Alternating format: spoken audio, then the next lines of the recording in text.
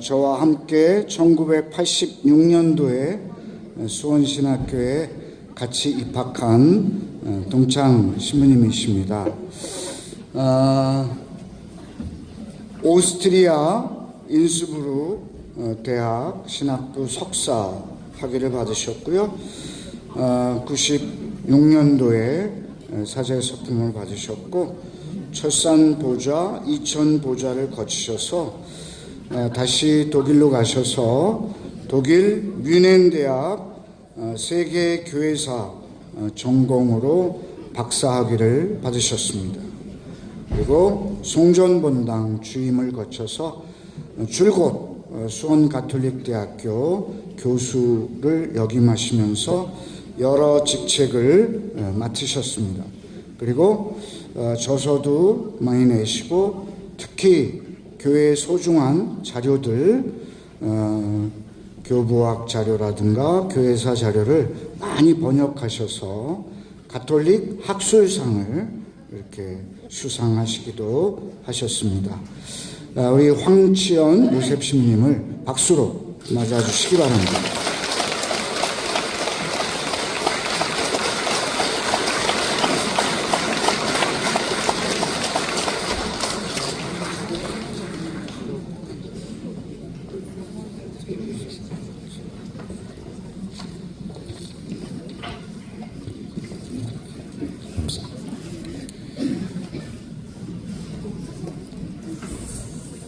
시간 관계상 십자 성호로 시작하겠습니다.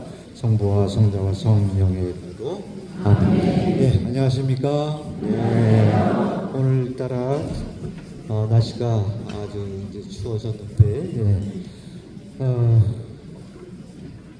특강 하루 전에 고해성사, 판공성사로 제가 기가 다 빠지고 있습니다. 제발 저에게 하나님께서 힘을 주시기를 청하면서 신년의 역사에 대해서 여러분과 함께 이야기를 나눠보자 합니다.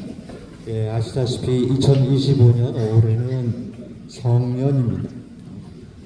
아마도 그리스도교 신자들이 많이 로마를 방문하였을 것으로 압니다. 프란시스코 교황님께서 선정하신 것까지 고려한다면 올해 로마 순례자 수는 일반 관광객까지 포함해서 약 3,000에서 3,500만 명이라고 추산합니다. 2000년 대희년 때 2,500만 명이었다면 올해는 그보다 훨씬 더 많고 그 수에 우리 병정본당 신자들이 포함이 되어 있죠. 자, 이 희년의 성년, 이 유빌레움이라고 합니다. 이 희년을 맞아 질문. 희년을 맞아 가장 기뻐하는 사람은 누구일까요? 자, 맞추신 분은 제가 답변 한 가지 드리겠습니다. 가장 기뻐하는 사람, 희년을 맞아서.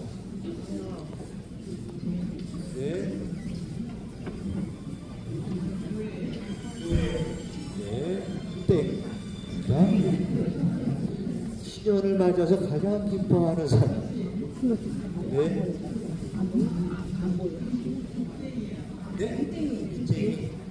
땡. 자, 시간 관계상 로마의 소매치기.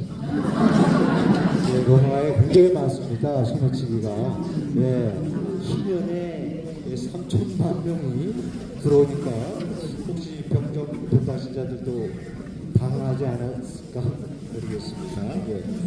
저도 이 신년을 맞아서 신년의 역사를 잘 안 들려요?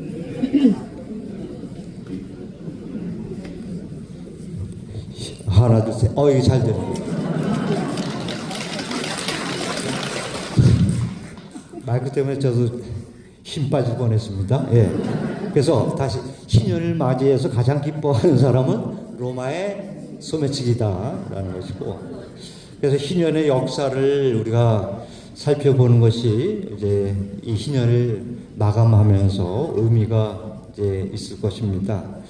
저는 그래서 올해 1월부터 수원교구 홍보국의 위탁을 받아서 매달 한 면씩 희년의 역사를 교구 주보에 연재했습니다. 12월로 마감을 했고 우연하게도 오늘 주보에 마지막 편이 나와 있습니다. 주보 4면에 나와 있는데요. 자, 1월부터 12월까지 연재된 내용들을 바탕으로 여러분들과 희년의 역사를 나누고자 합니다. 자, 희년이라 한다면은 성지 순례와 대사의 전통이 결합된 그리스도교 관습입니다. 이 희년 제도는 레위기 25장의 율법에서 유래하는데요. 즉 50년마다 노예 해방과 토지 회복, 죄의 탕감을 선포하는 해방의 해를 뜻합니다. 아까 자매님께서 말씀하신 것처럼 이 법의 근저에는 하나님의 자비와 정의, 약자 보호의 정신이 깔려 있습니다. 또 신약에서는 나자렛 회당에서 예수님께서 이사야 예언서를 읽으시면서 당신 자신이 바로 희년의 완성이심을 선포하시죠. 그래서 예수님의 오심과 또 복음 선포, 죽음과 부활을 통해 이루어진 주님의 은혜로운 때 해가 참된 희년이다. 그런데 초대교회는 이 희년을 거행하고 기념했다기보다는 바로 부활 대축일을 그 전례 안에서 기념했던 것이죠. 자, 성지 순례와 대사의 전통. 그래서 성지 순례를 먼저 알아보겠습니다. 자, 보시는 바와 같이 이곳은 예루살렘입니다. 초기 그리스도교는 박해로 인해서 순례가 거의 불가능했습니다. 그러다가 313년 여러분들 아시는 콘스탄티누스 대황제의 교회 자유, 신앙의 자유 선언 이후 순례가 시작이 되었는데 첫째 성지 순례지는 예루살렘이죠. 예수님의 탄생지, 예수님께서 활동하셨던 곳, 무엇보다도 예수님이 묻히시고 부활하셨던 곳을 순례하는 것입니다. 황제의 어머니 성녀 헬레나가 약 326년 예루살렘을 순례하면서 예수님의 무덤 성당, 또 바로 부활 성당이죠. 그리고 베들레헴 탄생 성당 등의 건립을 주도했습니다. 자, 예로니모 교부는 그 당시 동서양에서 많은 순례자들이 예루살렘을 방문했다는 그러한 말을 전하고 또 여러 여행기, 순례기에도 예루살렘 순례를 전합니다. 콘스탄티노플 총대주교 요한 크리소스토모 주교는 팔레스티나 성지를 가보지 못한 것이 평생 후회된다라고 할 정도였습니다. 자, 이 예루살렘 말고 또 하나의 성지 순례지는 로마입니다. 로마 교회는 여러분들 아시듯 초대교회부터 베드로, 바오로 사도, 또 여러 순교자들의 무덤이 있는 곳이고 특히 까따꼼바가 옛날부터 순례의 중심지가 되었습니다. 지도에서 보시도 좀 작습니다만 까따꼼바는 로마의 외곽에 있습니다. 간단히 말하면 그리스도교 순교자들의 지하 무덤입니다. 이 지하 무덤은 저렇게 팔 때 지하에 흙을 팔 때 응회암이라 해서 팔 때는 쉽게 파지는데 이것이 공기가 들어가고 산소가 들어가면 딱딱해진다고 하죠. 그래서 초기 그리스도교 신자들, 순교자들의 무덤으로 많이 사용이 되었습니다. 그리고 313년 신앙의 자유 이후에는 지상 묘지와 묘지 성당이 세워지면서 또 순교자 공경 심심이 커지면서 이 까따콤바의 순례자들이 많이 이제 급증을 했습니다. 자, 교황 프란시스코 교황님도 이제 갔다 오셨고요. 그래서 교황 다마소 1세는 훼손된 카타콤바를 재건축하고 순교자들의 무덤에 저렇게 비문을 새긴 교황으로 유명합니다. 또 예로니모와 프로덴티우스는 로마 순례의 그러한 모습들을 여러 글로 이제 전했습니다. 자, 그리고 이어서 산티아고 델 콤포스텔라. 천년경 이후에는 이 예루살렘과 로마 외에도 또 다른 순례길이 열렸습니다. 또 하나가 바로 산티아고 델 콤포스텔라. 그림에서 보이는 왼쪽 스페인에 위치하고 있는 야고보 사도의 무덤이 있는 곳입니다. 또 네 번째 길은 좀 나중에 생긴 길이지만 영국 헨리 2세 왕으로부터 암살당한 캔터베리의 주교 토마스 베켓의 순교지인 영국의 캔터베리입니다. 이 네 순례지는 중세 그리스도 세계에서 구원의 네 방향으로 상징되었고 각각 동쪽 예루살렘, 서쪽 콤포스텔라, 남쪽 로마, 북쪽 캔터베리를 대표하는 거룩한 목적지였습니다. 그런데 문제는 1071년 셀주크 투르크족이 오늘날의 튀르키예의 전 민족입니다. 예루살렘을 점령한 뒤 그리스도교 순례자들에 대한 박해를 가하기 시작을 합니다. 또 비잔틴 로마 제국의 영토를 또 위협을 하죠. 그래서 이에 비잔틴 황제가 서방교회의 군사적 지원을 요청했고 1096년부터 이른바 십자군 전쟁이 시작이 되었습니다. 이 십자군은 여러 차례 예루살렘을 탈환했습니다마는 1244년 다시 예루살렘 세력에 의해서 상실되었고 이후 서방은 영구적으로 예루살렘을 회복하지 못했습니다.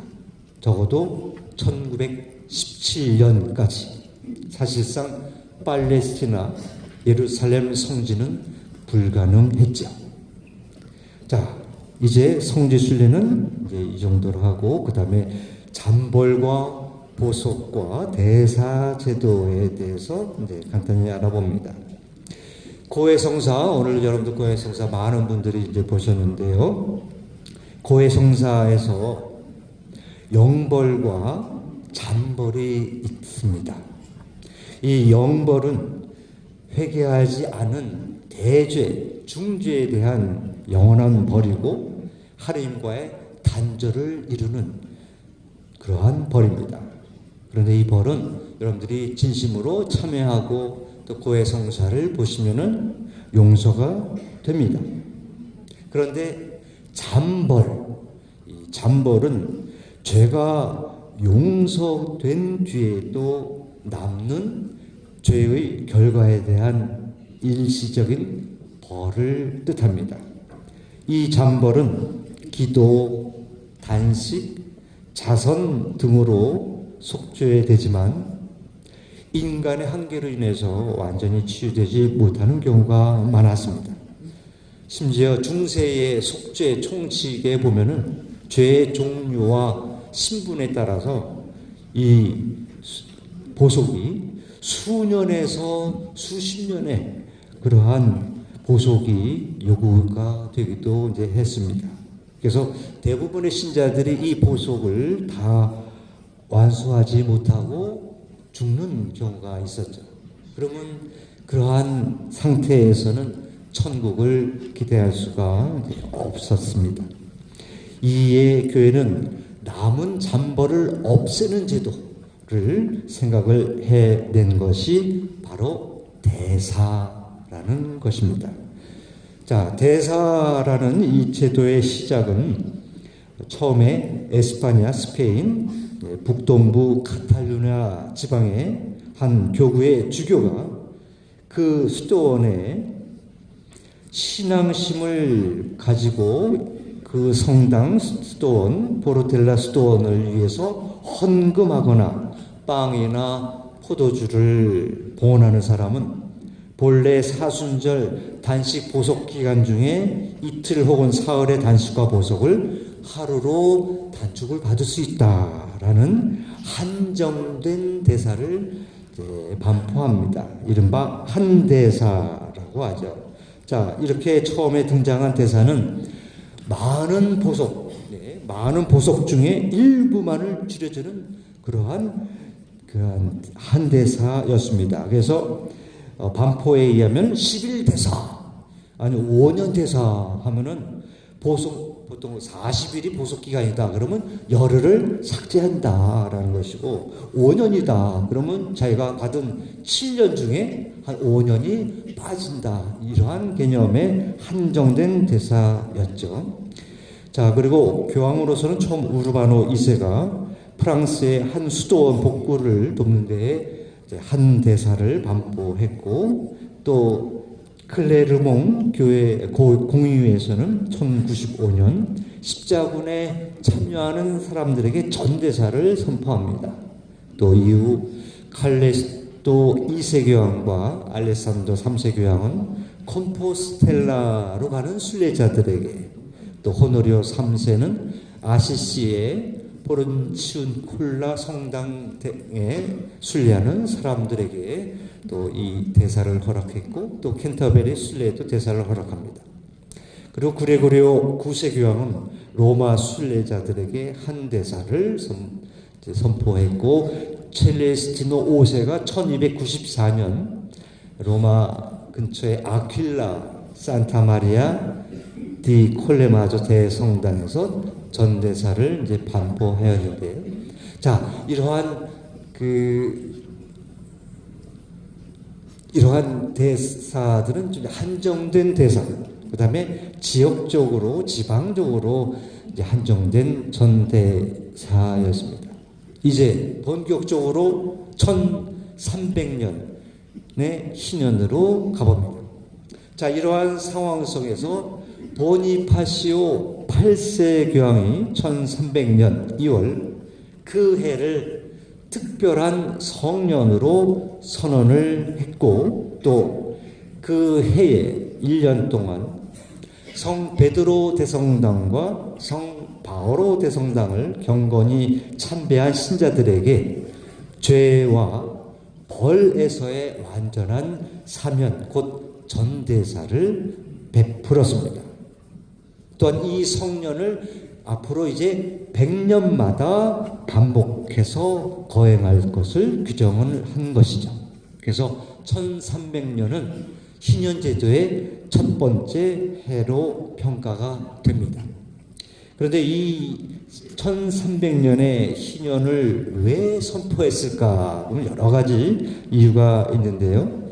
종교적으로는 그 해에 이탈리아에 지진이 많이 일어났습니다. 그래서 사람들이 집을 떠나서 개활지에서 많이 생활하면서 고충을 겪고 있었고, 그래서 이 이탈리아 사람들을 위해서 또 사도들의 묘지를 방문하는 신자들의 신앙을 강화하는 목적이 있었습니다.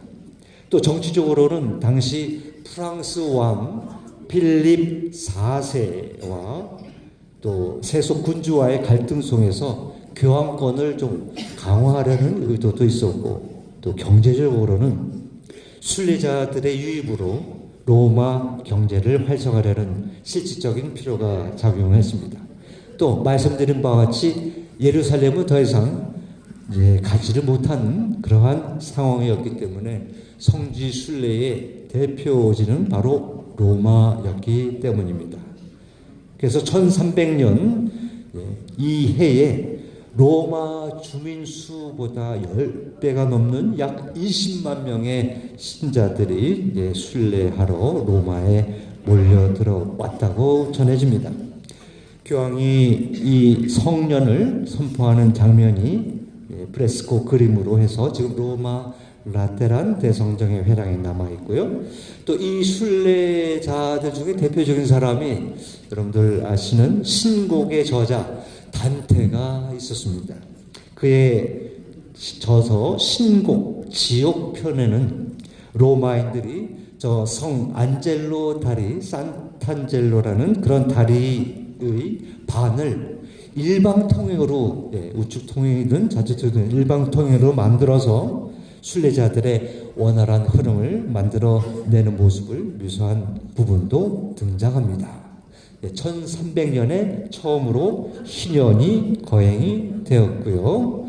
그 다음에 보시는 바와 같이 이제 앞으로 이러한 문장들을 계속 보시게 될 겁니다. 인노첸시오 4세 때, 곧 13세기 중엽부터 교황들은 가문의 문장을 자신의 문장처럼 사용하기 시작을 했습니다. 그래서 그 이후 이러한 교황 문장이 전통이 되었는데, 자, 그림을 이렇게 보시면은, 자, 사도 베드로의 두 열쇠가 함께 표현이 되어 있고, 교황의 모자인 삼중간이 이렇게 위에 올려져 있는 그러한 형태입니다. 자, 여기서 질문을 또 하나 해드릴까요? 하나는, 저 열쇠의 색깔이, 오른쪽 열쇠는 금색이고 또 왼쪽은 은색이죠. 이것은 무엇을 상징합니까? 이것은 무엇을 상징합니까? 열쇠의 금색과 열쇠의 은색. 부귀영화. 자, 시간 관계상 금색은 하늘에서의 고난, 하늘에서 매일 것이다. 또 이제 은색은 땅에서의 지상교회의 권위를 뜻합니다. 자, 이제 1300년에 첫 번째 희년이 되었고, 이제 1400년으로 가야 되는데, 이제 문제가 이제 생겼습니다. 뭐냐? 말씀드린 대로 당시 신성 로마 제국과 또 프랑스가 두 강대국으로 대립하고 있었고, 이러한 세속 권력의 압박 속에서 교황권을 지키려는 그러한 끊임없는 노력들을 교황이 했습니다. 이후 군사력의 우위를 가진 세속 군주들이 이탈리아 전역을 지배하려 하면서 프랑크족 교황령 또한 지속적인 위협을 받게 되었습니다. 자, 교황령이란 여러분들 이게 이탈리아 건너고 지금 노란색 부분입니다. 자, 이 노란색 부분은 800년경에 프랑크족의 비핀 왕으로부터 교황이 게르만 쪽으로부터 빼앗긴 영토를 이렇게 선물로 받아서 이제는 저 지역이 교황이 통치하는 지역으로 남게 되죠. 꽤 오랫동안 이 교황령이 유지가 됩니다. 하지만 신성 로마 제국이 또 여기 예를 들어서 이제 독일입니다. 독일 민족이 계속해서 이탈리아 남부까지 쳐들어가려고 하는데 저기 다 막혀 있으니까 계속해서 교황청과 이런 갈등이 이제 생기는 그 상태에 프랑스가 이제 권력의 중심이 등장합니다. 그래서 프랑스 출신 추기경들이 교황청을 장악하게 되고 1307년부터 이제 프랑스 교황들은 더 이상 로마로 갈 필요를 느끼지 못합니다. 그래서 아예 프랑스 남부의 아비뇽이라는 곳에 머무르게 되죠. 자, 이 시기를 역사에서는 흔히 교황의 아비뇽 유배라 부릅니다. 약 70년간 교황이 로마에 있지 않고 이 아비뇽에 있었다라는 거죠. 이 아비뇽 유배 시대에 교황 클레멘스 6세가 1400년에 두 번째 희년을 맞이할 것을 아예 1350년에 거행하도록 합니다. 자, 왜 그러한 결정이 나왔을까? 이제 말씀대로 교황이 로마가 아니라 아비뇽에 있으니까 그 로마시가 완전히 혼란과 빈곤 속에 계속 방치가 되었기 때문에 로마 주교들이 직접 아비뇽에 와서 교황님께 제발 로마로 다시 돌아가 주십시오라고 했고, 또 하나 방치된 로마를 위해서 희년을 1400년이 아니라 1350년으로 앞당겨 줄 것을 요청을 한 것이죠. 그래서 이 클레멘스 6세는 로마로 돌아가는 대신 대신 희년은 선포를 해준다라고 해서 1350년에 로마에서의 희년 선포를 이제 하기로 결정을 했습니다. 이 때의 칙서에는 그 대사와 관련된 중요한 원칙이 정립이 되었는데, 교회의 그 대사의 기초가 되는 것은, 또 기초가 되는 보아의 주된 원천은 십자가에서 피를 흘리시며 인류를 구속하신 그리스도의 공로와 성모 마리아와 성인들의 공로이다. 그리고 이 보아는 베드로와 그의 대리자 곧 교황이 전대사와 한대사의 형태로 신자들에게 나눠주는 것이다.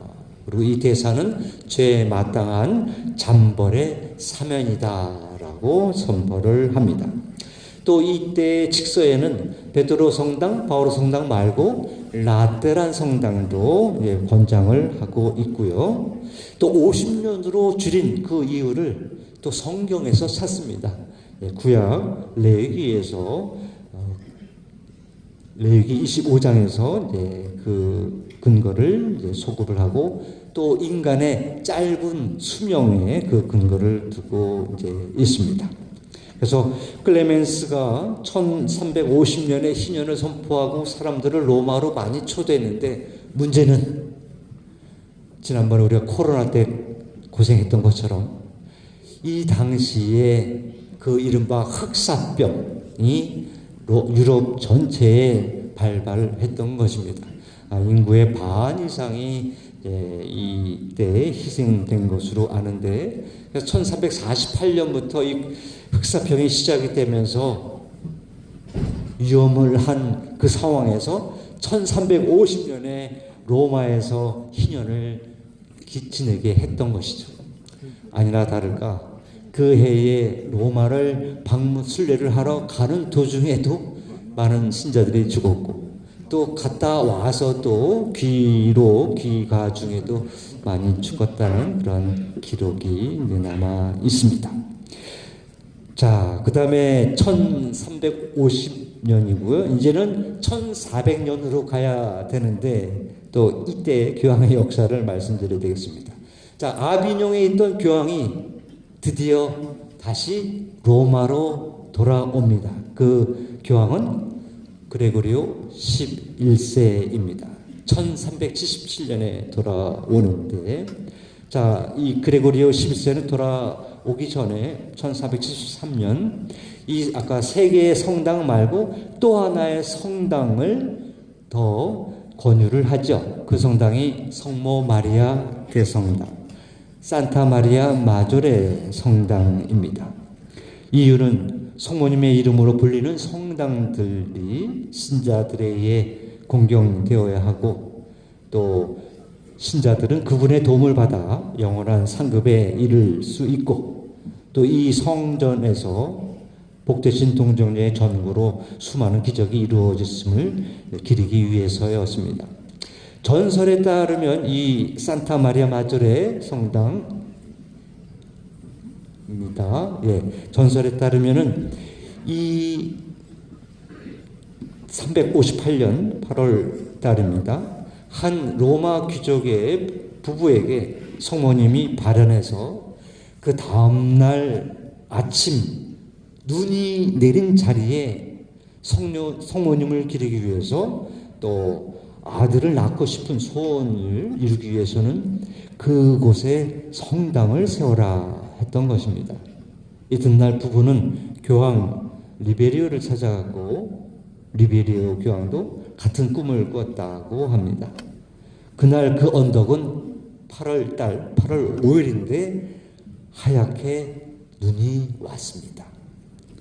어제처럼. 네. 그 그림은 눈 덮인 땅 위에, 저 그림은 눈 덮인 땅 위에 교황님이 성당에 초석을 놓는 모습입니다. 산타 마리아 앗 니베스라 해서 눈의 성모 마리아라고 하죠. 자, 저렇게 눈이 온 곳에 성당을 지은 것이 바로 이 산타 마리아 마조레 성당입니다. 그래서 제가 그날 가이드한테 저도 물어봤죠. 그날 내린 눈의 양은 몇 센치입니까? 라고 했다가 혼났습니다. 네.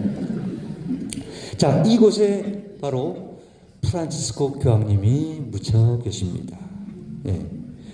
자, 교황님이 쓰신 글 중에 이러한 말씀이 있습니다. 바로 저 무덤입니다. 바티칸은 제가 마지막으로 봉사하는 집일 뿐 영원한 안식처는 아닙니다. 제가 늘 의지하고 교황 재임 중에 100번도 넘게 은총의 품에 안겼던 평화의 무 곁에 잠들 것입니다. 해서 교황님은 100번 넘게 이 성당을 찾았고 또 로마 백성의 구원자라는 그러한 성모상 앞에서 기도하셨습니다. 저 성화는 복음사가 루카가 그린 것으로 알려져 있는 그림이고요. 로마 교황 그레고리오 대교황 때 전염병의 종식을 위해서 이 이콘을 이 성화를 로마 전역에 행렬하면서 들고 다녔던 적이 있고, 또 교황 비오 5세는 레판토 해전의 승리를 위해서 이 이콘 앞에서 기도했고, 또 그레고리오 16세도 콜레라 전염병의 종식을 위해서 또 이 이콘 앞에 기도했습니다. 그리고 1953년 성모 성년 때 이때도 이 이콘이 로마 시내를 행진했고요. 교황 요한 바오로 2세는 이 이콘을 복제본으로 만들어서 세계 청년들에게 선물했고, 그때부터 이 복제본은 세계 청년 대회 십자가와 함께 전 세계를 순회를 하고 있습니다. 그리고 교황 프란시스코 교황이 코로나 때에 성 베드로스 대성당에 잠시 모신 적도 있습니다.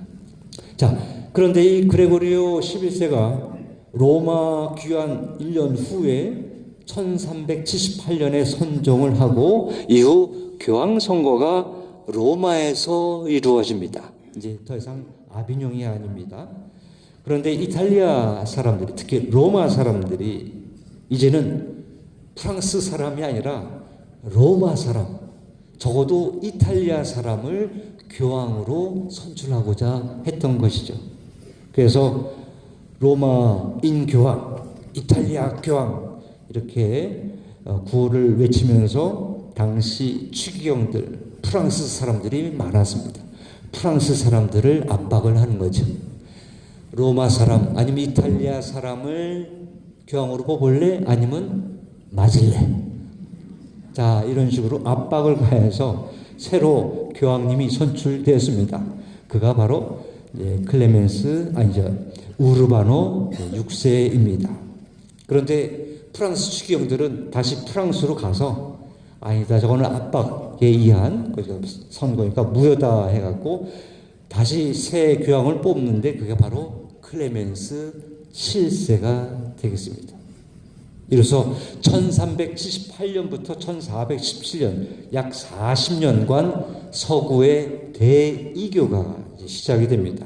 그래서 그 결과 저렇게 유럽교회가 두 개로 나누어졌습니다. 하나는 로마 교황파, 하나는 프랑스 아비뇽파로 이렇게 나눠지게 되는 것이죠. 자, 이러한 상황에서 우르바노 로마파 우르바노 6세가 1400년에 아까 1350년 했으니까 1400년에 신년을 해야 되는데 1390년을 설정을 해서 이제는 50년 주기가 아니라 50년 주기가 아니라 사람의 수명이 점차 짧아지고 있다를 생각을 해서 그리고 또 예수님께서 지상생활을 33년간 했습니다. 33년을 한 것을 또 근거로 해서 1390년을 제 첫 번째 희년으로 하면서 앞으로 33년마다 주기로 이 희년을 기념하자고 이제 했습니다. 그래서 1390년에 희년이 있어야 했는데, 그리고 또 하나 그레고리오 11세 뜻에 따라서 산타 마리아 마조레 성당도 이제 함께 추가로 이제 4개가 되는 거죠. 하지만 우르바노 6세 교황이 그 바로 전해에 또 사망을 선종을 합니다. 그래서 그의 후임자 보니파시오 9세가 이제 1390년 제 3차 희년을 이제 로마에서 기념을 이제 하는 것입니다. 하지만 당시에 아비뇽의 클레멘스 7세와의 분열로 인해서 또 클레멘스 7세 프랑스 교황은 프랑스 사람이나 자신을 따르는 사람들에게 로마로 가지 마라 이렇게 금하게 됩니다.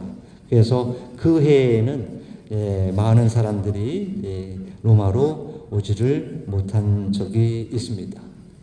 그리고 보니파시오 9세는 1400년, 50년 주기로 한다면 1490년 해야 되는데 이미 10년 전에 또 신년을 거행했으니까 공식적인 그러한 행사를 하지는 않았음에도 불구하고 많은 사람들이 로마로 왔습니다. 대부분 프랑스의 교황주의자들이었습니다.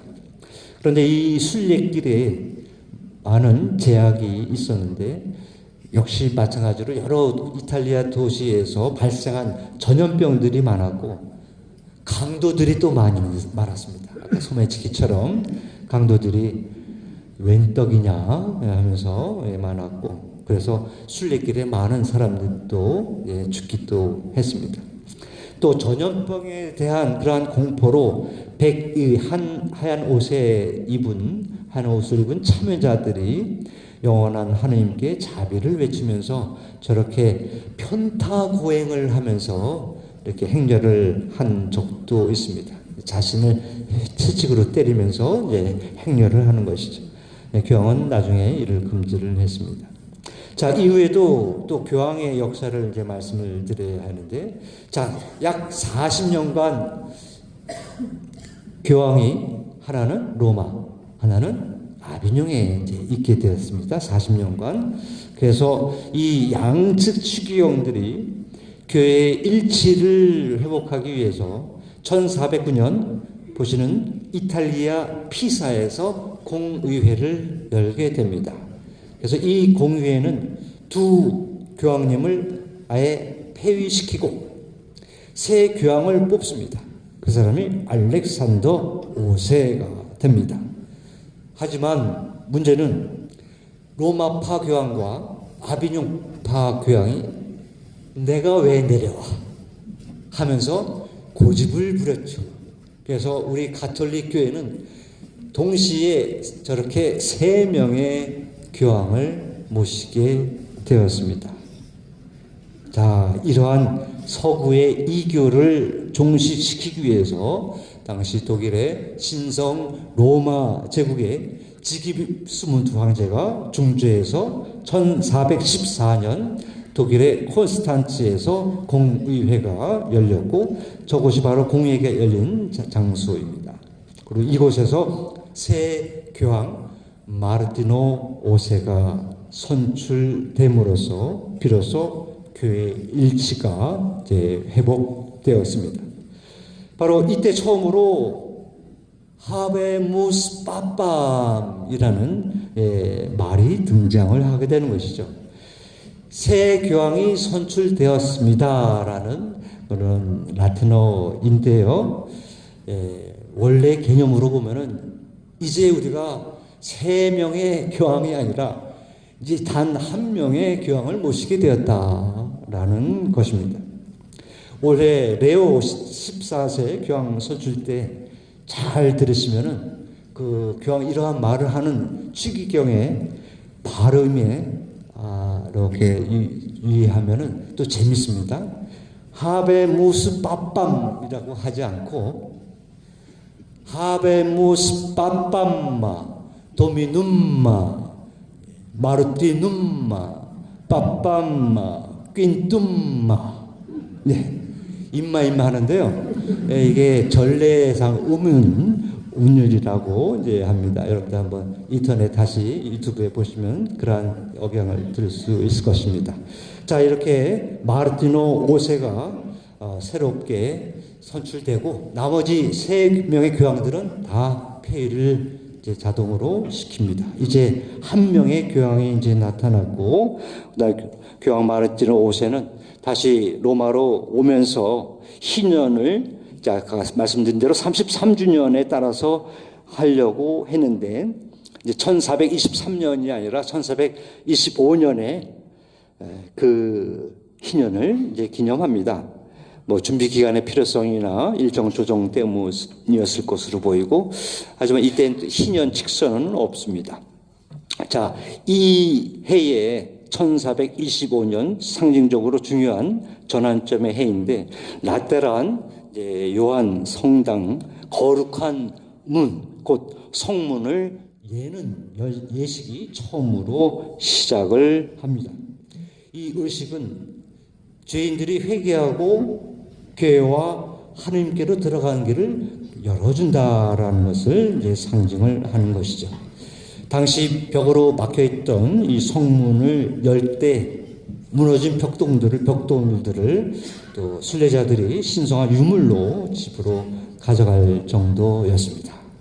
자, 1425년 그 다음부터는 33을 더해서 또 기념을 해야 되는데, 자, 제5차 희년은 1450년에 시작이 됩니다.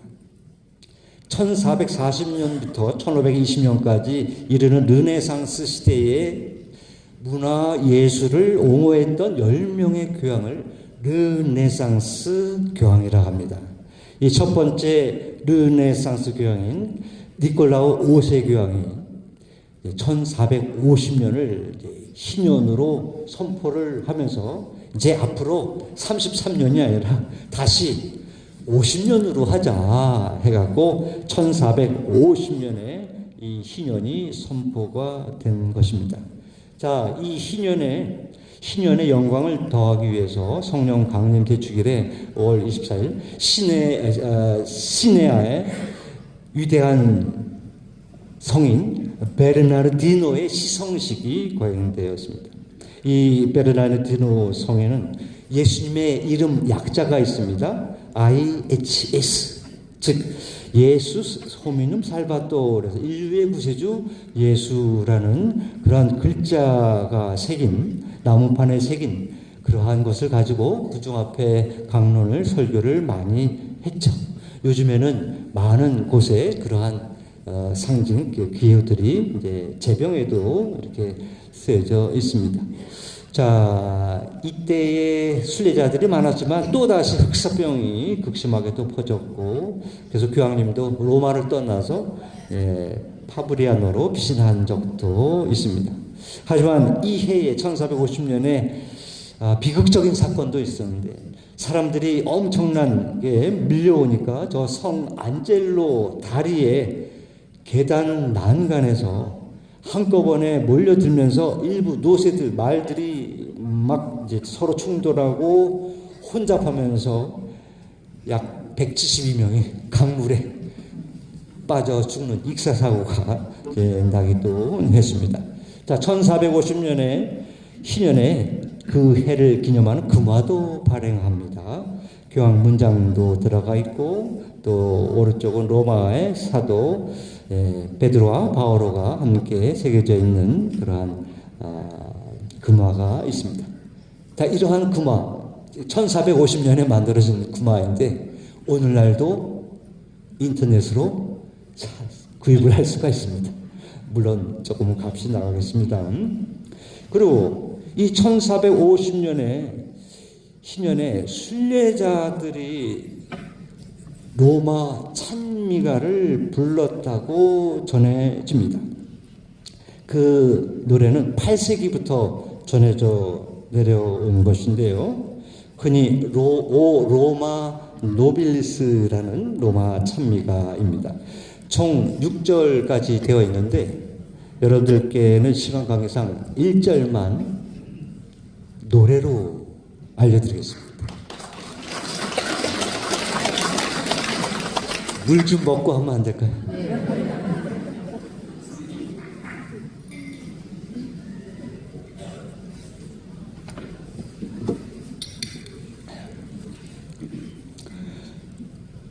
O Roma nobilis orbis et domina, cunctarum urbium excellentissima, roseo martyrum sanguine rubea, albis et liliis virginum candida, salutem dicimus tibi per omnia, te benedicimus salve per secula.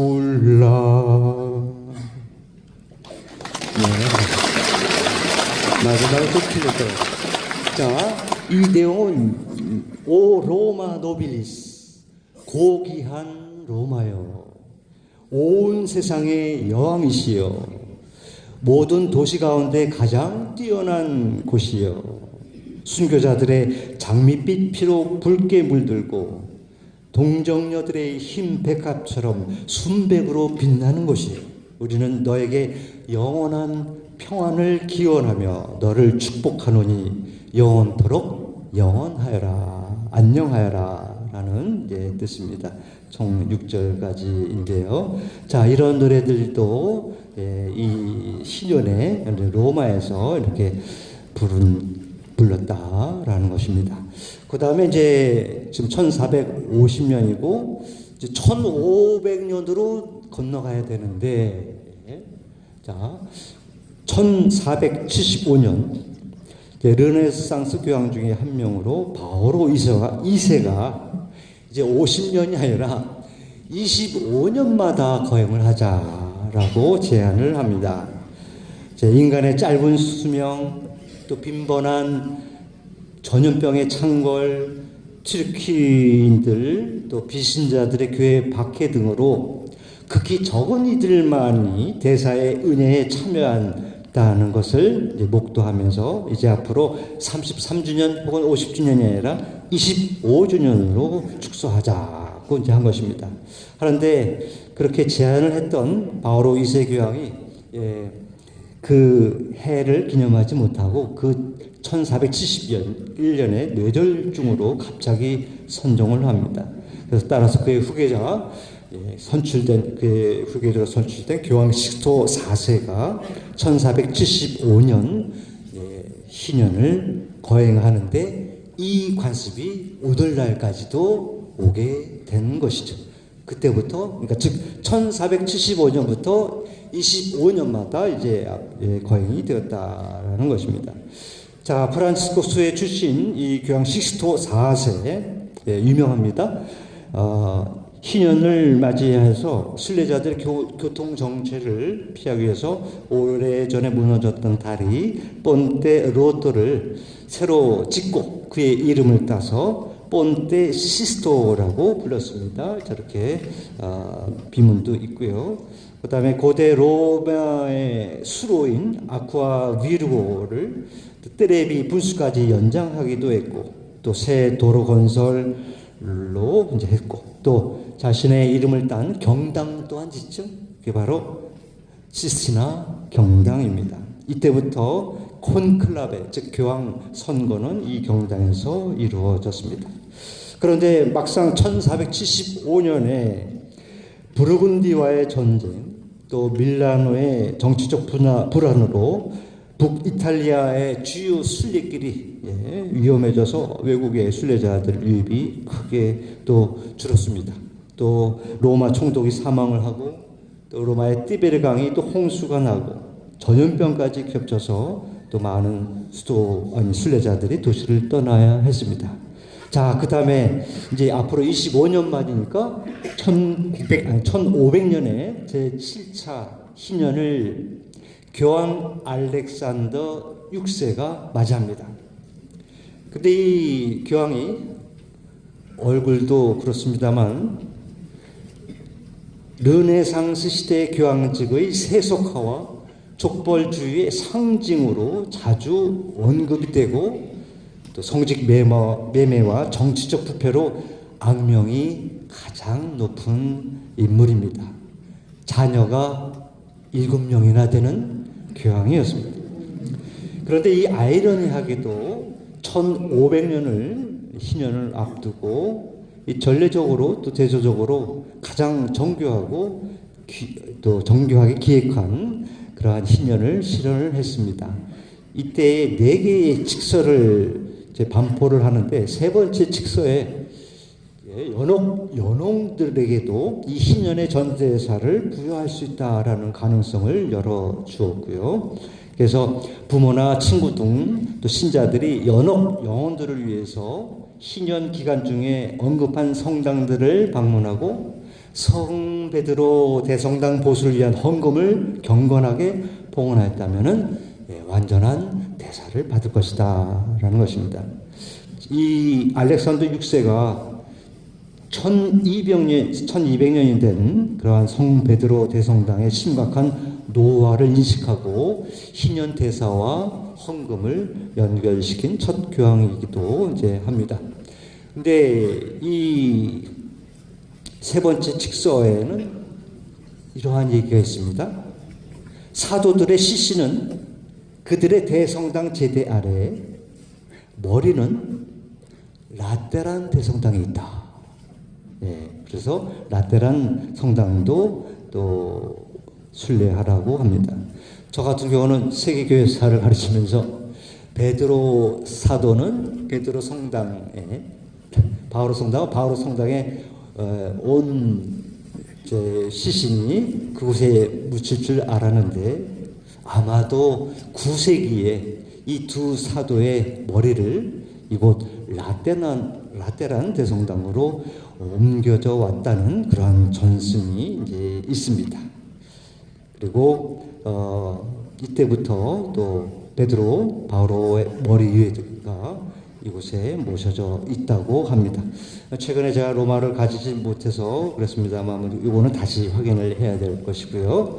그 다음에 이 알렉산더 6세가 이 이제 성 베드로 대성당, 이건 라테란 성당입니다. 그리고 성 베드로 성당을 이제 희년을 시작을 하면서 성문 개방식을 거행을 하는데 이때부터 베드로 라테란이 아니라 이제 베드로 성당에서 성문 거행식이 일어납니다. 이때의 교황이 왼손에는 도금된 초를 들고 오른손에는 이제 강복을 하면서 은장식에서 유래한 아르젠티아문, 즉 당시의 성당, 오늘날의 성당은 아닙니다. 당시의 성당엔 5개의 문이 있었습니다. 그 중에 하나가 정중앙의 아르젠티아 문에 가서 이제 그곳에서 성인 호칭 기도가 바쳐지는 가운데 의례용 망치로 벽돌을 3번 이렇게 두드린 다음 석공들이 이제 완전 개방을 하고 교황이 이제 들어가고 그 다음에 때대응 사언 찬미가가 울려 퍼진 가운데 저녁 기도가 시작이 됩니다. 이때부터 이제 그 희년이 시작이 되는 것이죠. 자, 알렉산더 6세는 나머지 3개의 성당에도 성문을 설치하게 했는데 이때 성문 개방은 추기경들이 이제 맡았습니다. 자, 교황도 4개의 대성당을 순례했고 부활 대축일 미사 때는 약 20만 명이 모였다고 전해집니다. 그런데 이 악명이 높았던 이 교황은 희년 때 들어온 헌금을 자신의 아들 체사레 보르자의 전쟁에 사용을 해서 비판을 받기도 이제 했습니다. 자, 그 다음에 중요한 것이 1525년입니다. 1520년의 희년은 사실상 실패로 끝났습니다. 첫 번째, 성 베드로 대성당 건축비 마련을 위한 대사 직서와 훈령이 마르틴 루터의 종교 개혁의 도화선이 되었고 또 종교개혁의 확산과 독일의 농민 논쟁, 또 오스만 제국의 침공 위협 등으로 혼란이 가중되어서 1525년 로마 순례자는 극히 적었고 역사 기록도 거의 이제 없습니다. 자, 문제는 아까 보셨던 베드로 성당의 개축 문제입니다. 1200년이 걸렸습니다. 예. 뭐 물론 나무 목조 건물도 있었겠습니다만은, 예, 그래서 개축을 위해서 교황 율리오 5세가 1507년에 이 대사칙서를 반포합니다. 이제 앞으로 대성당, 베드로 대성당의 건축을 위해서 기부금, 헌금을 봉헌하고 일정한 보석 행위를 하면은 전대사를 받을 수 있다라는 거죠. 처음에는 주로 이탈리아, 혹은 로마 교구 중심으로 이루어졌다가 나중에 이탈리아 전역, 또 동유럽 지중해 도시에도 이 대사가 반복됩니다. 또 1510년에는 알프스 이북 지역, 스위스 지역으로 확대가 되고, 교황 레오 10세가 1514년 독일 지역에 이 대사를 선포하는 것이죠. 자, 그런데 문제는 아비자멘타라는 대사 헌금 캠페인에 대한 행정 실무 지침서에 대사용 고해 성사표가 나옵니다. 이게 이른바 대사증이라고 하고, 혹은 여러분들이 아시듯 면죄부가 저렇게 생겼습니다. 저 증서는 여러분들 오늘날 반장님이 나눠주는 성사표, 판공 성사표 단순한 배부용이 아니라 정가가 매겨져 있습니다. 이 증서를 돈을 주고 구입을 해야 되는데, 제가 오늘날로 환산을 해보니까 금화 4분의 1립 정도로 오늘날 약 7만 원에서 8만 원 정도의 가치로 이제 볼 수 있습니다. 그래서 구역장님, 반장님, 올해 판공성사표 7만 원이나 8만 원 주고 이렇게 하셔도. 자, 그런데 문제는 또 이것을 사기 위해서는 7, 8만 원이 필요했고, 또 하나 고해 성사를 바치면서 보석을 받을 때 그 보석과 함께 사회적 신분이나 또 재산 수준, 죄의 종류, 경중에 따라 가격이 매겨집니다. 또 그 돈을 내고 와서야 사죄를 받을 수가 이제 있었죠. 자, 그림을 보시면은 이렇게 그러한 고해 성사표를 이제는 사고 파는 그러한 모습으로 변질이 되었습니다. 또한 도미니코의 요한 떼첼 신부도 과도하게 이 대사를 선포를 합니다. 헌금함 속에 동전이 딸랑 소리를 내는 순간 연옥에 있는 영혼이 벌쩍 뛰어오른다. 예, 이른바 뻥을 그렇게 쳤던 것입니다. 그래서 마르틴 루터 신부가 이러한 이야기를 듣고 이 대사의 본질과 남용의 피해를 문제 삼으면서 95개조의 논제를 쓰게 된 것입니다. 또 하나, 게다가 또 레오 10세의 그 베드로 성당 건축 대사가 독일 마인츠 대주교 알브레히트가 새 교구를 겸임해서 발생한 막대한 부채를 갚기 위해 독일에서 선포되었는데, 자, 이게 뭐냐면 한 교구에 한 주교만 있어야 됩니다. 하지만 그때 그 독일에서는 마인츠, 막데부르크 세 곳이 한 명의 주교를 삼고자 했죠. 이 한 명의 주교는 세 교구를 겸임을 해야 했습니다. 이것은 교회법상 할 수가 없습니다만은 이제 그것을 이루도록 하기 위해서 교황청에 이제 돈을 이제 내었던 것이고, 또 그 돈을 은행에서 대출해서 냈던 것이고, 그 다음에 나중에 이 베드로 대성당 대사가 독일에도 반포가 되면 그 헌금으로 그 대출을 갚으려고 했다가 이 루터의 95개조로 인해서 더 이상 신자들이 헌금을 내지를 않게 되고 그로 인해 막대한 피해를 입었고 또 화가 난 그 대주교는 루터를 로마에 고소를 하면서 그때부터 종교 개혁이 시작이 된 것이죠. 자, 그래서 1925년 그 언저리에 이러한 종교 개혁으로 인해서 신년이 거의 거행되지 못했고, 자, 그 다음에 이 그림은 점차적으로 종교 개혁자들 그리고 또 루프토파 여러 프로테스탄트 오늘날 개신교 교회들이 많이 성장하는 그러한 모습의 그림입니다. 그래서 1550년 트렌토 공의회가 열리는 도중에 제9차 희년이 거행되었는데 그때 당시 교황 바오로 3세가 이 희년을 선포하고 그 희년을 맞이하기 위해 또 선정을 먼저 합니다. 그리고 율리오 3세가 1550년에 이 희년을 기념을 하는데 이때의 특이한 사항은 그 칙서에 종교 개혁의 원인이 되었던 대사를 명분으로 하는 모금 행위를 전체 금한다라는 그러한 결정을 내립니다. 이 1550년에 신년에 종교개혁의 여파로 가톨릭 교회를 떠난 사람들이 더 이상 로마에 오지는 않았습니다. 자, 그 다음에 1575년 제10차 희년에 그레고리오 13세가 준비를 하는데 이 희년의 재미있는 것은 순례자들에게 저러한 메달을 주었다고 전해줍니다. 자, 저기에 상징이 된 것은 어린 양. 그리고 교황의 문장이 있습니다. 즉 아뉴스데이 요한복음 1장 29절에 나오는 거죠. 보라 세상의 죄를 없애시는 하느님의 어린 양이시다 해서 그 글자가 이렇게 테두리에 쓰여 있고 양의 모습 이렇게 되어 있습니다. 자, 이러한 메달들을 순례자들에게 교황이 직접 주기도 하였고요.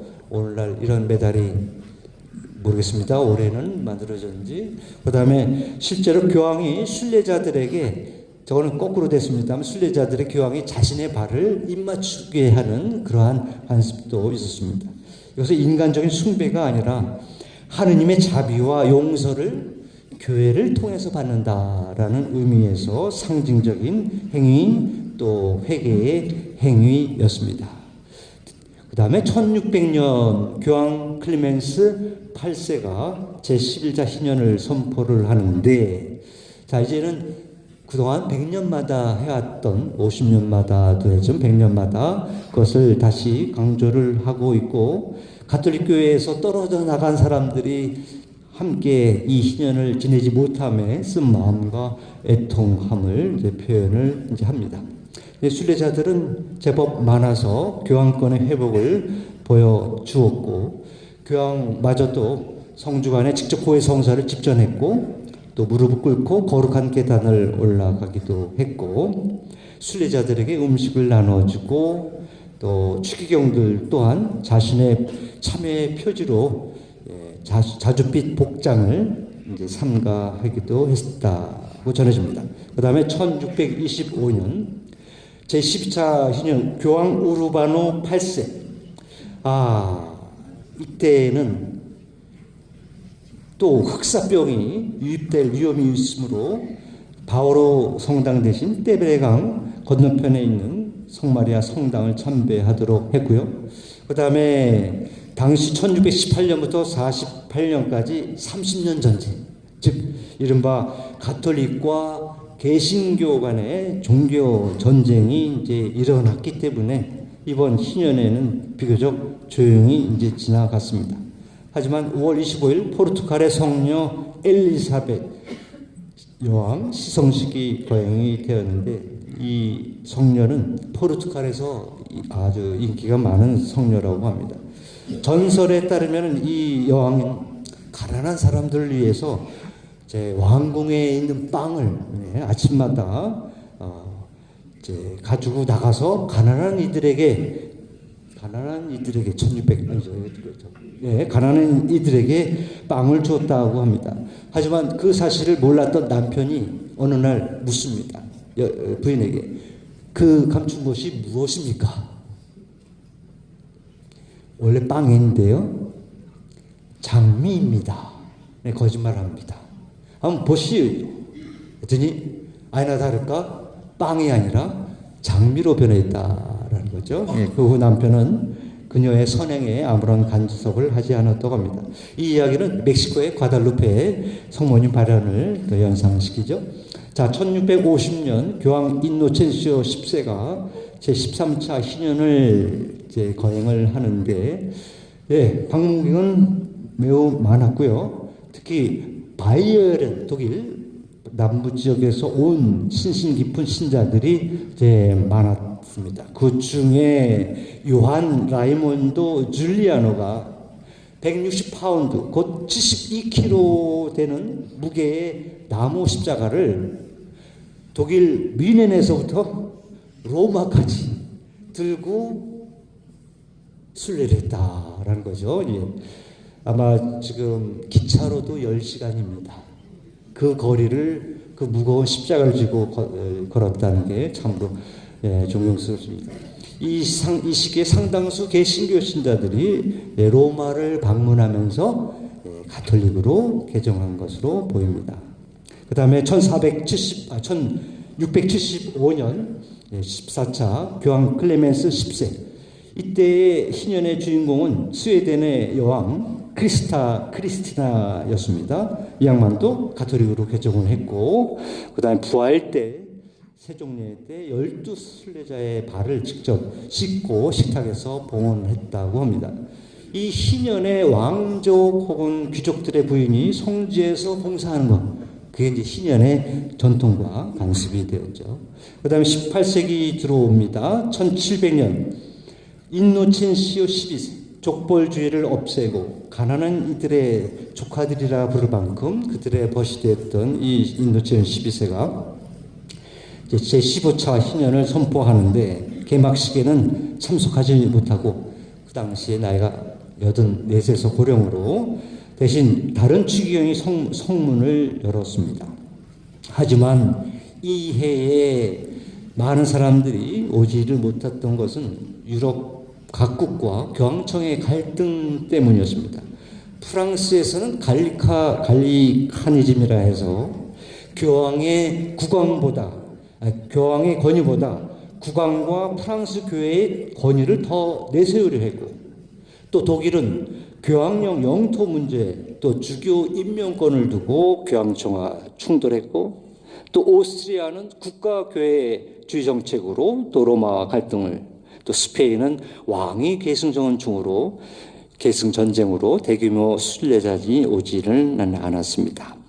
인노첸시오 10세가 바로 그 해에, 즉 희년의 해 9월에 선종을 했고, 그 폐막은 그의 후임자 클레멘스 11세가 집전을 했습니다. 그래서 그 해에, 즉 희년에 한 교황이 죽고 이렇게 한 교황이 선출되는 그런 과정이 이때가 처음이고, 두 번째가 올해죠. 프란시스코 교황이 돌아가시고 레오 14세가 이렇게 넘겨받는 그러한 경우가 이제 두 번째입니다.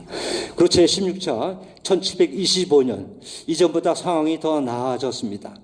왜냐하면 1725년 로마 지역 신호들을 이렇게 거행했기 때문에 함께 순례자들이 이제 많았고요. 이때 이 교황 베네딕토 13세는 그 직서를 통해서 그 유명한 치프리아노 교부의 말을 인용합니다. 이 교회 밖에는 구원이 없습니다 라고 하면서 가톨릭 신앙으로의 회개를 권고합니다. 자, 이 성년을 준비하는 과정에서 로마시는 도시구조 사업을 진행을 했는데요. 스페인 계단입니다. 스페인 광장과 그 위에 몬티 성당을 연결하는 그러한 계단. 그래서 동선을 크게 개선을 했다고 하고, 여러분들 아시던 여러 유명한 이제 로마와 관련된 영화에서 이런 스페인 계단 신년이 많이 등장을 하죠. 또 이 신년을 기념하는 메달도 이제 있다라는 것 이제 넘어갑니다. 그다음에 1750년 베네딕토 14세가 이제 신년이 되기 전에 한 열흘 동안 또 피정을 하면서 준비를 한 아주 이제 성덕이 깊은 이제 교황님이었습니다. 이 해에 100만 명이 넘는 순례자들이 이제 모였다 하고 또 숙소가 없어서 일부 귀족 궁전들이 임대되기도 했다고 합니다. 그리고 또 하나 이제 성년 동안 베드로 대성당의 돔과 그 베르니가 설계한 회랑에 수천 개의 횃불로 이렇게 밝히는 장관이 연출되었다고 전해집니다. 또 로마에 여러분 아시는 콜로세움 그곳에서 14처 즉 십자가의 길 신심이 이제 시작이 되는데 여러분들 아시듯 12세기 13세기에 예루살렘에서 십자가의 신심이 시작이 되었지만 포르토 마우리치오의 성 레오나르도가 이때에 오늘날 우리가 하나 둘 셋 넷 14개 있지 않습니까? 이 관습을 이때 처음 이제 만든 것입니다. 이곳 콜로세움에서 직접 14처 기도를 바친 것이죠. 자, 그 다음에 이후에 교회는 큰 격변을 겪는데 여러 수도회 중에 특히 1773년에 예수회가 이제 해산이 되고 교회 정치적으로 교황이 여러 국왕의 또 각국의 군주들의 간섭을 많이 받던 때입니다. 그래서 예수회가 해산이 되고 그 다음에 교황 클레멘스 14세가 선포를 하지만은 또 선정하고 비오 6세 교황이 드디어 교황으로 선출이 되는데 이 교황은 당시 이제 1789년 여러분들 아시는 프랑스 파리 대혁명이 시작이 되는 해입니다. 그래서 프랑스 나폴레옹 전쟁이 일어나서 로마가 프랑스군에 점령이 됩니다. 그리고 비오 6세는 신년을 선포하지도 못한 채 망명지 프랑스 발랑스에서 선종을 하게 되는 것이죠. 그런데 문제는 그 비오 6세가 선종을 하고 나서 새 교황을 뽑아야 되는데 로마가 아니라 베네치아에서 꼰끌레베가 교황 선거가 열립니다. 바로 이것이 1800년에 꼰끌레베가 있었던 베네치아의 한 섬이다라는 거죠.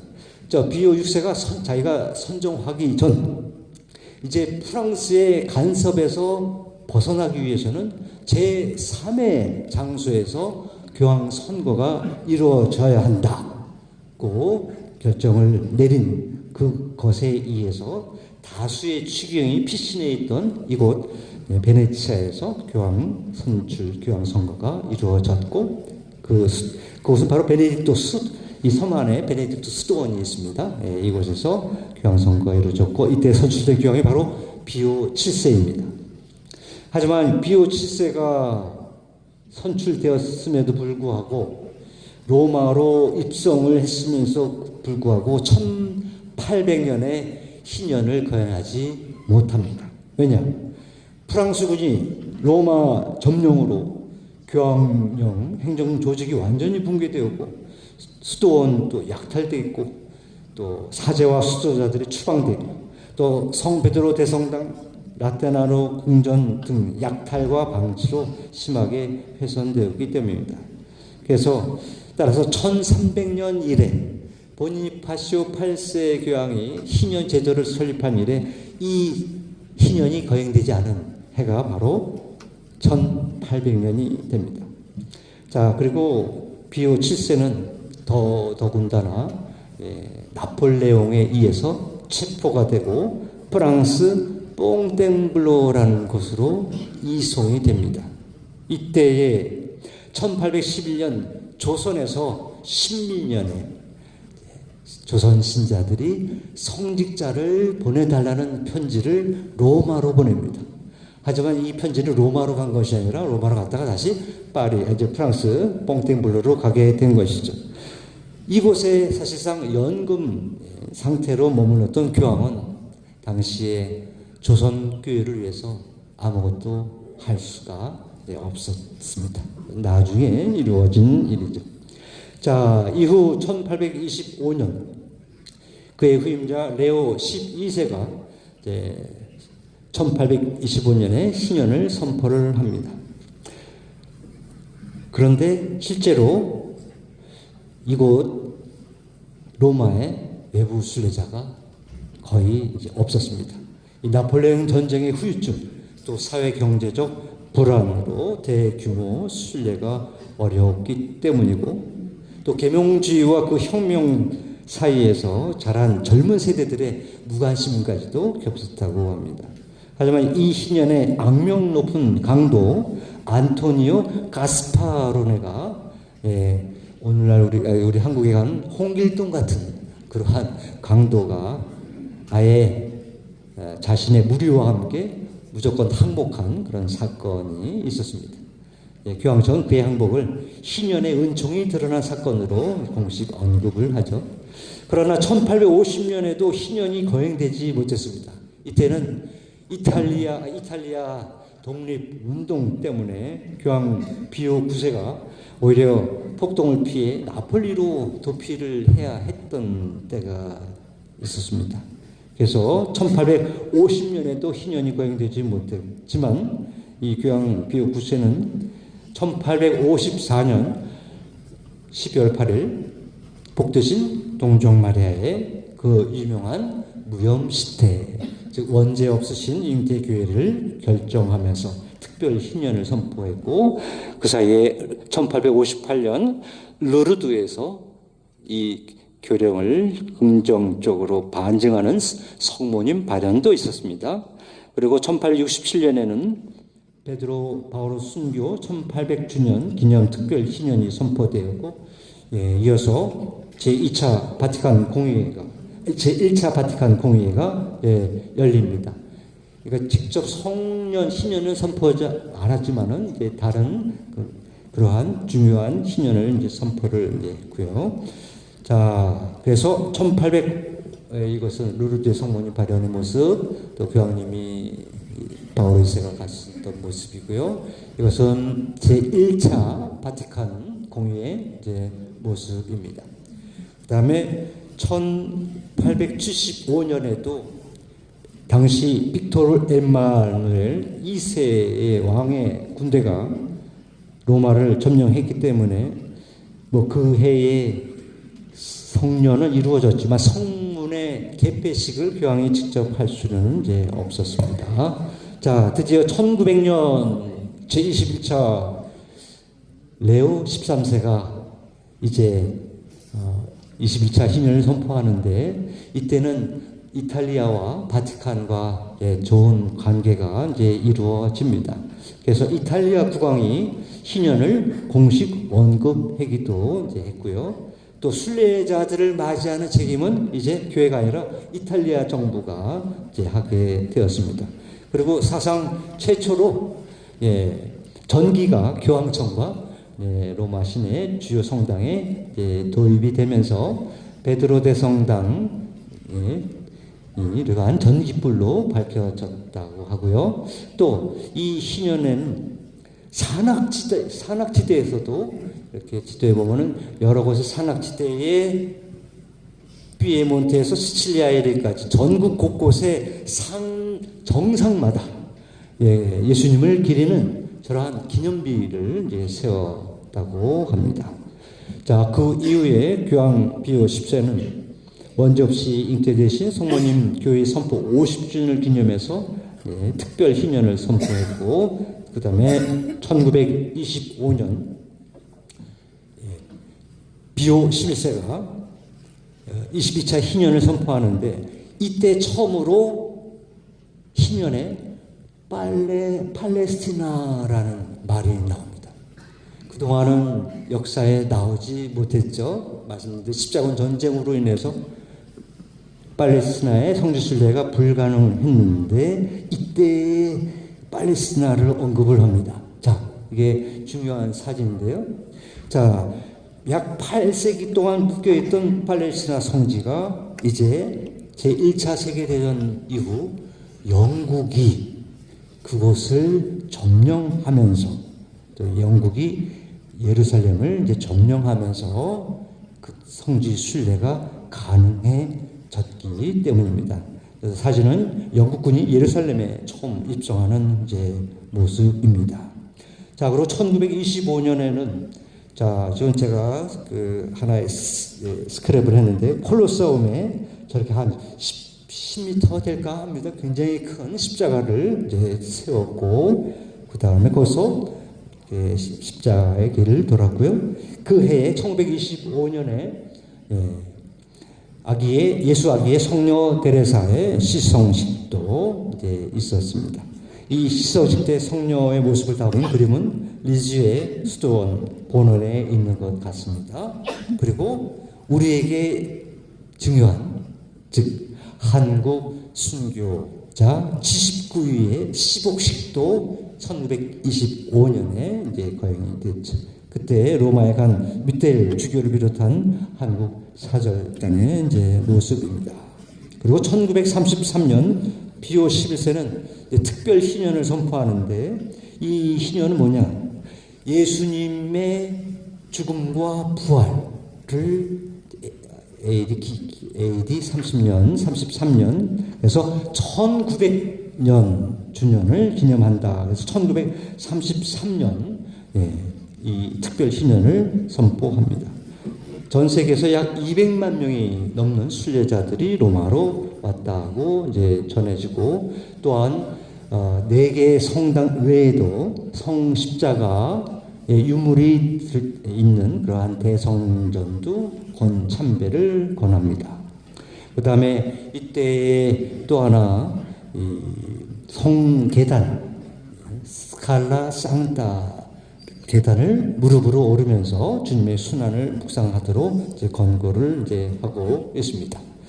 자, 이때의 칙서에서 대사를 얻기 위한 조건을, 이때의 칙서에서 팔레스티나 성지 순례를 아예 권장을 합니다. 이제는 안정이 되었다라는 것이죠. 그래서 그 이후에도 이 성지를 방문한 교황들이 많이 있죠. 바오로 6세, 또 교황 요한 바오로 2세, 베네딕토 16세, 또 프란시스코 교황님도 이 예루살렘을 직접 방문하셨습니다. 또 이 칙서의 내용에는 재미있는 것이 대사를 얻기 위한 조건으로 여러 기도문을 소개를 해주는데, 그 중에 하나가 주 예수 그리스도님 당신을 흠숭하며 참미하나이다. 거룩한 십자가로 온 세상을 구원하셨나이다. 우리가 십자가의 길을 돌 때 하는 그 기도문이 이때 나왔고요. 그 다음에 어머니께 정하오니 내 마음속에 주의 상처 깊이 새겨주소서. 자, 이 기도도 이렇게 여기서 이제 소개합니다. 그 다음에 1950년 제23차 교황 비오 12세가 거행을 하는데, 또한 팔레스티나도 언급을 하지만은 팔레스티나의 평화로운 안정을 또 요청을 하도록 권고합니다. 왜냐하면 1948년에서 1949년 1차 중동 전쟁 때문입니다. 자, 이 해에 우리 한국에는 1950년 6.25 전쟁 때 이 비오 12세가 한 또 회칙을 이제 발표를 합니다. 코리아라는 말은 직접 말씀을 안 하지만 한국 전쟁 발발을 암시하면서 평화를 호소를 하는 칙서를 만들죠.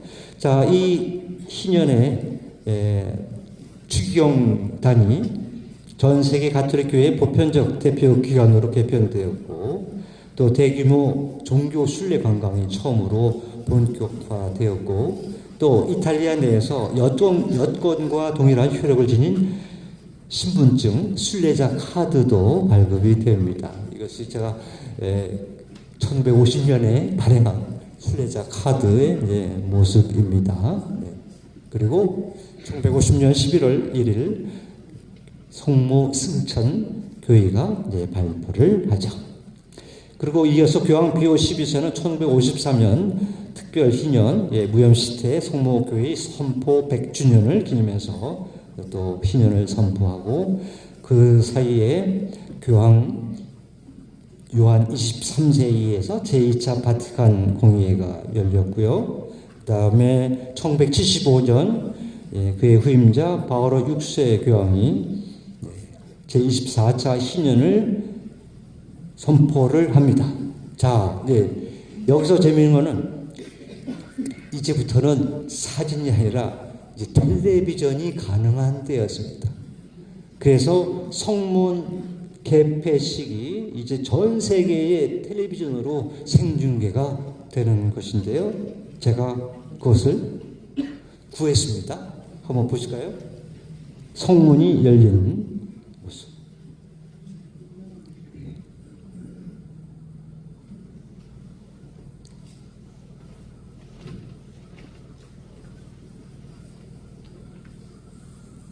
자, 저렇게 3번의 두들기 망치로 하고, 그다음에 성문이 열립니다. 자, 이 광경이 전 세계에 중계가 되는 것인데요.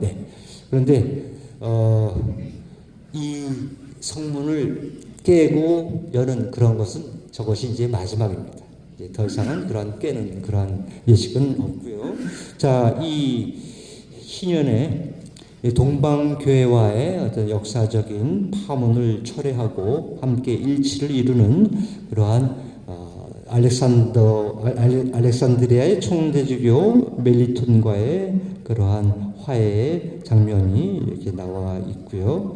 또 이 희년에는 로마가 가뭄으로 심각한 물 부족 사태를 겪었고, 그래서 도시 전역에 급수 제한 조치가 이루어진 해이기도 합니다. 올해 지난 여름 강릉처럼 말이죠.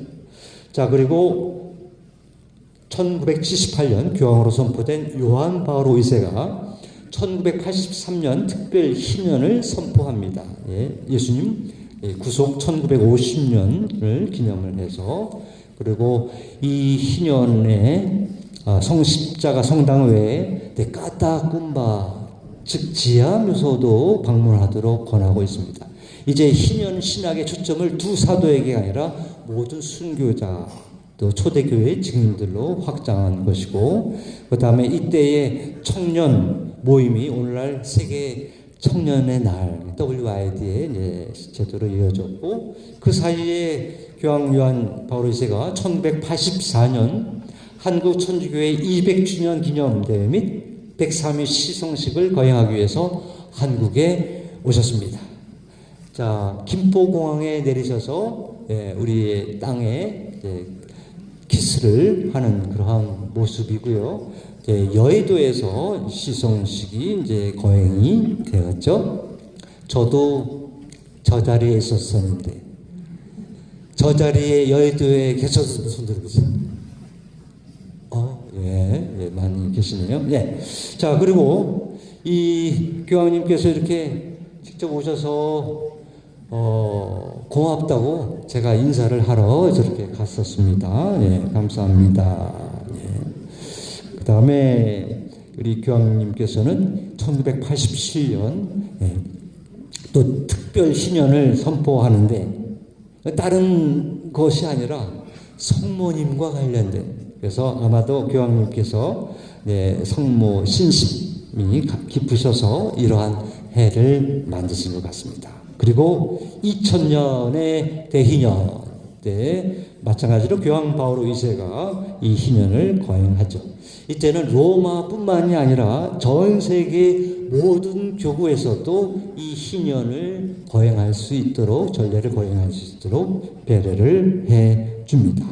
그 다음에 베네딕토 16세 교황은 2008년 사도 바오로 탄생 2000주년 기념, 또 제2차 바티칸 공회의 개막 50주년 기념, 또 가톨릭교회 교리서 반포 20주년 기념을 위한 특별 희년을 거행했고, 자, 드디어 교황 프란시스코는 2015년 여러분들이 잘 아시는 자비의 해, 특별 희년을 이제 선포를 이제 했습니다. 그리고 마지막으로 올해 교황님께서 희망은 우리를 부끄럽게 하지 않습니다라는 직서를 선포하면서 희년을 개막을 하셨는데, 자, 이 올해의 희년 일정을 보시면 꽉 차 있습니다. 예. 오늘 며칠이죠? 12월 14일. 자, 오늘 감옥에 갇힌 이들의 희년입니다. 아마 로마에서 지금 이 행사를 오늘 치르지 않을까 생각을 하고, 그 다음에 내년 1월 6일 올해의 희년은 마감을 합니다. 폐문은 프란시스코 교황이 아니라 레오 14세가 그것을 맡게 됩니다. 자, 희년을 위한 우리 교구의 지정 순례지가 정자동, 조원동, 권선동, 분당요한, 순례 사적지로 안성, 왕림, 용문, 하우현 등의 순례자가 있고요. 그 다음에 올해 순례자 카드가 이렇게 생겼습니다. 예. 자, 이제 두 교황의 손을 거쳐서 올해의 희년은 또 교황의 희망이 세대를 넘어 계속된다는 그런 표준이 될 것입니다. 자, 정리를 하자면 이제 거의 끝났습니다. 이제 보니파시오 8세 때 앞으로 100년, 클레멘스 6세 때 이제 50년 주기로, 또 우르바노 6세 때 이제 33주년, 그러다가 바오로 2세 때 25주년으로 해서 지금까지 성년을 우리가 교회가 계속해서 이루어왔고, 물론 1800년, 1850년에는 또 안 됐습니다만은, 그 다음에 여러분들, 그러면 앞으로 희년, 성년은 언제 올까요? 자, 빠르면은 2033년입니다. 그리스도 순환과 부활 2000년이 되는 날이죠. 이게 제일 우리한테 빠르고요. 그 다음에 25년 플러스 되니까 이제 제2차, 올해 2025년이니까 2050년 제27차 정규 희년도 이제 되고, 이제 성모 승천 교회 반포 100주년도 포함이 됩니다. 그 다음에 2054년 무염시태 200주년이요. 그다음에 2067년 또 하나의 특별 기념, 베드로 바오로 순교 2000기념. 자, 2075년에 제28차 정규 희년이 있고, 2083년에 2050년 주년 그리스도 순환부활 기념 특별히 있습니다. 자, 그러면 올해 여러분들 본당 신부님하고 어디 갔다 오셨죠? 로마 갔다 오셨죠? 희년을 맞이해서, 자, 저하고 같이 2083년에 로마로 같이 순례를 하자. 손 들어보세요. 2083년에 로마 순례자 지금부터 모집합니다. 2083년. 오케이. 예. 제가 못 가더라도. 자, 오늘날 우리가 로마로 가게 되면은 약 500만 원 듭니다. 예, 그런데 부담이 되는 가격이죠. 값인데, 뭐 그곳에 못 간다고 해서 우리가 대사를 받지 못한 것은 아니죠. 우리가 이곳에 머무는 곳에 있으면서도 대사를 받을 수 있습니다. 해외로 가느냐, 뭐 국내로 가느냐, 그것은 중요하지 않고, 중요한 것은 장소가 아니라 마음입니다. 지상의 순례자 여러분들, 우리는 오늘처럼 고해성사를 보고 또 보석을 오늘 저 여러분들 성실히 좀 바치고 있습니다. 그리고 또 대림 시기에 자선을 베풀면서 선행을 한다면 우리는 이 행위 안에서 희년의 은총을 체험할 수 있을 것입니다. 그 길 위에 우리 모두는 하느님께로 돌아가는 순례자 모습입니다. 영광의 성부와 성자와 성령께 성부와 같이 이제와 항상 영원히 성부와 성자와 성령의 이름으로 아멘. 감사합니다.